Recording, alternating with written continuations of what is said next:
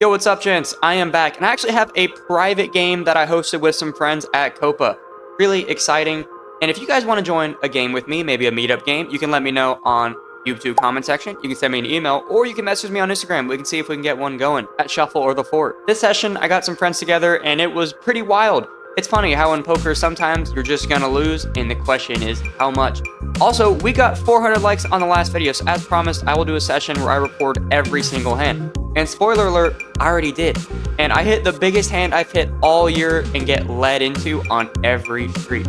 Yeah, enough of the talking, let's get into the session. First hand we look down at ace king of clubs from the small blind. I pop it up to 12 and get 2 calls to a flop of 3 king 4 with 2 diamonds. That is pretty good. I think we have the best hand here almost all the time. So I see bet for $20 and only get a call from the big blind. The turn is the jack of diamonds. And I think diamonds, king jack, both in his range, we're really only getting value from king queen or king 10. So I think this is a fine check back sometimes, and that's what I choose to do. And he checks as well. The river is the 6 of hearts. And once he checks a turn, I think he's probably weighted towards a 4, a king, a worse king, or a pocket pair. I think it's time for a value bet. So I bet for $30, and he folds. I didn't realize after this that he actually had king 3. So we were actually crushed, which is kind of crazy, but we win the first hand there. And I just want to get this out of the way early. This session you're going to see is going to go in the wrong direction quickly.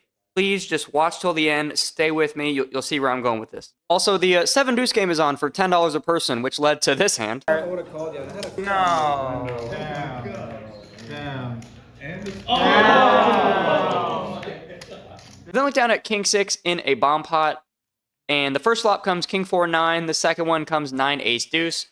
Jay puts in a bet of $15.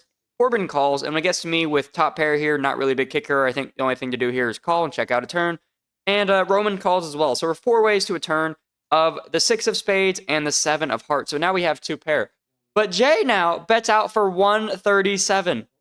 And when Corbin tank calls, I'm actually thinking about all 3 options.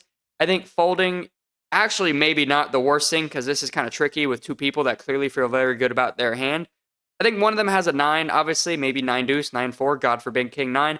But what does the other one have? Jamming all in, we have about 100 something plus, and so does Corbin. So I don't know if that's the best option, but maybe to deny equity from whatever turn draw and pair he could have. But I actually just settle on a call, and Roman folds. So we're 3 ways to rivers of the deuce of hearts up top, which is about as good as it gets, and the ace of spades. And now Corbin checks to me because Jay's already all in. And this is... fellas, do we not probably have the best hand up top between me and Corbin? When he checks, I think we do. I cannot imagine him checking a set or king 9. So I just go all in for like 100 something. And he calls and shows king 9. That one hurt. And then Jay had 7 deuce. Should I have jammed the river, fellas? You guys tell me. Do you agree that we're ahead of the guy that checked us on the river on the top board enough of the time? Let me know. We then pick up ace jack in a straddled pot. There's a bunch of limps to me, and I pop it up to $35 and get 2 callers. We see bet for $45 on an ace-high board, and we actually get it through. Fast forward like an hour, and we look down at pocket 10s in a bomb pot. The first board comes 5-9-8, and the second board comes ace deuce 4. The small blind, Jay, leads out in everyone for $15. Corbin calls, and I guess it's just going to be us 3 again, or I hope so, because I actually put in a raise from under the gun here. Don't advise this. I'm already kind of a little bit tilted. We've been really card dead and haven't won many pots at all. I raised to $45. The idea here is that we have an overpair on one board, and we're trying to go heads up because it's hard for one person to scoop us on both, but with everyone behind, it's a mistake. Anyways, it actually does kind of do what I was hoping it would do, because it folds back to Jay in the small blind, and he puts in the call, and so does Corbin. So 3 ways to a turn of the 6 of diamonds on the top board and the 4 of clubs on the bottom board. It checks to me in flow. I actually think a bet is not the worst thing here because I don't know how many pure 7s are floating with a gutter and checking to me on the turn. But I do end up checking. The rivers are the deuce of spades and the jack of hearts. Jay checks, and now Corbin jams for close to $200. This is really nasty with a guy behind. I didn't give it as much thought as I think I maybe could have. With a one-liner, though, I just put in the fold, and so does Jay. All right, so next hand, I'm on the button straddle, and Harris raises to 15. Roman calls, Gus calls, Zeal, Zen call, and I call. So 6 ways to a flop of Jack 6-5. We've made top pair. It checks all the way to Gus, and he bets out for $40. He can be pretty wild. He's in late position. I have top pair, which is something that has been a foreign concept to me for a few sessions here. So I put in the call. And then it gets back to Roman, and he raises to 85. He is someone, he's been running really hot today and gives a ton of action. So this really doesn't mean much to me. I know I'm going to call. Interestingly, Gus folds, and I put in the call. The turn is the 4 of clubs, giving us a flush draw, which is great. Roman checks it to me, and I check it back.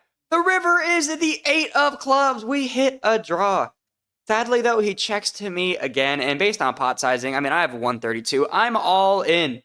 And he goes into the tank for a decent second. I'm like, dude, please put in the call. Your jack is good. Your 6 is good. Whatever you have, I'm bluffing. And he doesn't buy it. He folds. Good fold, Roman. I look down at Queen 10 and raise a little bit bigger with an iffy hand to $17 and only get a call from Corbin. You might be wondering why I did that raise size, because I knew the flop was going to come Queen 10 10. Holy shit. He checks to me, and I've said this before, fellas. I don't know about you guys. I don't think there's any point in betting when I flop the nuts or the effective nuts. So I check behind.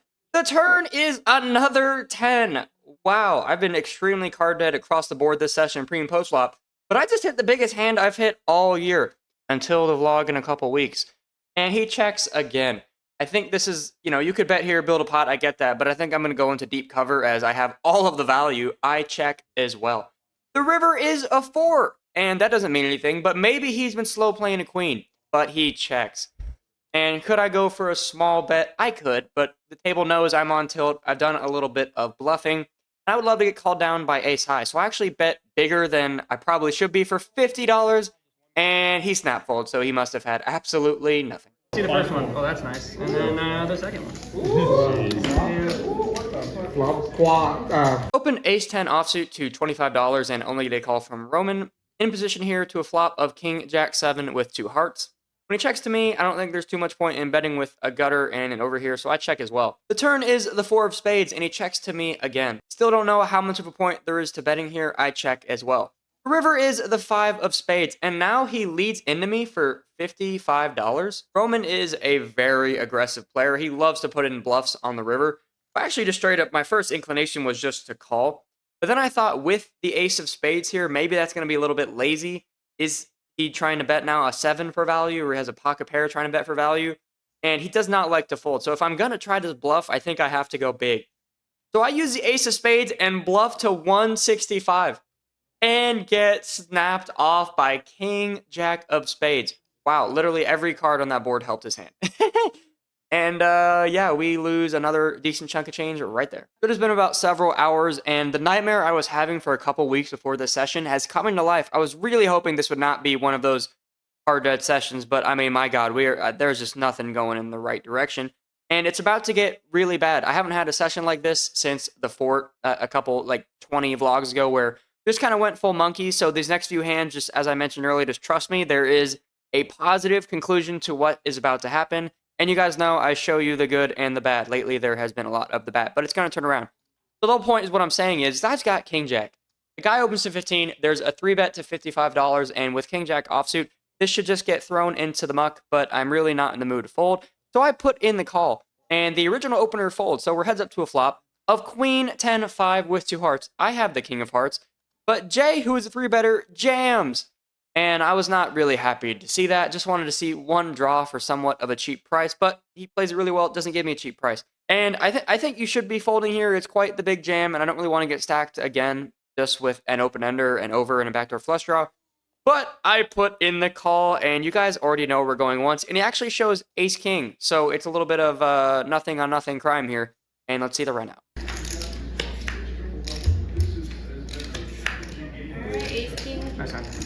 Yeah, so not a good hand, and we have to rebuy again, which I usually only bring 2 buy-ins, but, I invited the fellas to a game, and, just trying to give some action. So we rebuy one more time, and maybe this one will go better. All right, so look down at 7-6 clubs in the big blind, then opens it up to $15. Jay calls, and I put in the call to a flop of jack, queen, 6 with 1 club. I check in flow, and Zen continues for $20. Jay puts in the call, and with a backdoor draw and a pair, I think we're good enough to put in the call here. I think we're definitely behind in the moment, but I put in the call. The turn is the 5 of hearts, and now if anyone bets, I plan on folding. But when I check, it actually checks around. The river is the 7 of hearts, and we make 2 pair. I think we're good here almost all the time with some of the draws that were already present on the flop and then coming in on the turn. I can't imagine 2-pair plus checks turn. So I bet out for $40 and Zen calls. I show my 2-pair and we're good against what he shows is a jack with nothing else. I then pick up pocket queens and open it up to $20 and get a call from VG, Roman, and Jay. Through flop of 9, 8, 10 rainbow. Roman checks, and I'm thinking about whether to bet or not to bet, but it doesn't even get to me when Jay bets out for $20. I don't think there's too much point in raising here. We could be absolutely crushed, and there's 2 people behind me, so I just put in the call. And VG and Roman both call, so still 4 ways to a turn of the ace of diamonds. Roman checks, and Jay now bets out for $45. I know it's not a big bet in relation to the pot, and thinking about it now, maybe I should be putting in a call because a jack probably gives us the best hand. But I actually just fold right there thinking we're behind in the moment and there's not a lot of cards that are going to help us catch up. Once I fold, only VG calls, and the river ended up being a queen, so we would have made it set. But Jay ended up winning with a jack. I'm under the gun with king 10 of hearts and feeling kind of weird, so I go for the old limp re-raise strategy. You guys tell me it's a horrible idea, but it usually works out, and hey, I'm balancing it here. This isn't aces or kings or ace, king, queens. Harris buys the bait. He bets out for $20. And Zeal, who has also had a pretty rough night, puts in the call, so I do feel bad about what is about to happen here. I do a re-raise semi-bluff pre-flop of sorts after limping to $75. Harris gives me a look. He's trying to figure out what I'm feeling, and I don't even know at this point. And eventually he folds, and Zeal does as well, so our balancing of the limp re-raising works. We win like $40-something pre-flop. All right, moving into the last hand of the vlog, and who would have guessed it's me opening a horrible hand. I open up ace-5 offsuit to $25. Not recommended, but at least I'm on the button. Roman and Corbin put in the call, so 3 ways to a flop of jack, 4, ace with 2 hearts. So we have top pair with no kicker. It checks and flow to me, and I haven't had top pair very much all night. You're damn sure I'm going to bet this time. I bet out for $25. And now Roman check raises to $55. Corbin folds, and right now I've got like 170-ish in my stack. Roman is the kind of player that if I get top pair, I'm just going to go with the hand regardless of the kicker. I mean, he can just be absolutely wild. So I put in the call. And the turn is the 8 of diamonds. He now down bets for $50. One thing I forgot to mention is this was in my mind is that we are basically on polar ends of the running spectrum tonight. He's just been running scorching hot. So although he's pretty crazy, he's just been hitting everything. So maybe this is a time to fold where he's got like ace-4 or something like that because he's good enough to raise ace-jack, jacks, or aces, obviously. So from a what does he have standpoint, right? I mean, he's telling me he has ace-4. I think he more likely has a flush draw. So when he bets for $50, I actually think a jam or fold is probably the best thing. I mean, do I really want to keep monkeying around and let him get there with if he's got hearts, king, queen, that kind of thing? So I just put in the call. And the river is the 7 of diamonds. And all I'm thinking is, that's a brick. Please just give up and don't jam. He takes a few seconds and he goes all in. This is really nasty. He covers me. And I've got top pair here. All the draws missed. I don't think he has jacks. He doesn't have aces. He doesn't have ace-jack. Does he really have ace-4 suited? Eventually, based on player type and the fact that I've got top pair and I'm down heaps. I mean, if we lose this hand, we're going to be down $900, which is the most we've ever been down on a session in the vlog. So this call means a lot. I go into the tank and I make my decision. I put in the call and he shows 9, 10 of clubs. He raised us in the flop with nothing like I thought. Hits the open end on the turn and hits it on the river. It is a tough river though, of course, so we end up getting stacked. And at this point, we're down $900. Although it's a game where I invited a bunch of friends to play, I really don't want to be punting off like $1,000+ dollars. So I end up just racking up and watching the fellas play for the rest of the night. Tough ending to the session. But as I said, if you guys want to do a meetup game with me, you want to see what I look like, or after this, you think I'm a fish, let me know. We can get a game and go and shuffle. We can get a game going at the fort. And also, I said that the vlog for 400 likes, recording every hand I play, is coming out soon. That'll be 2 videos from now. It's going to be crazy. And lastly, I promised you guys there is a happy ending to this video, and there is. Let's just say that soon the upswing has begun.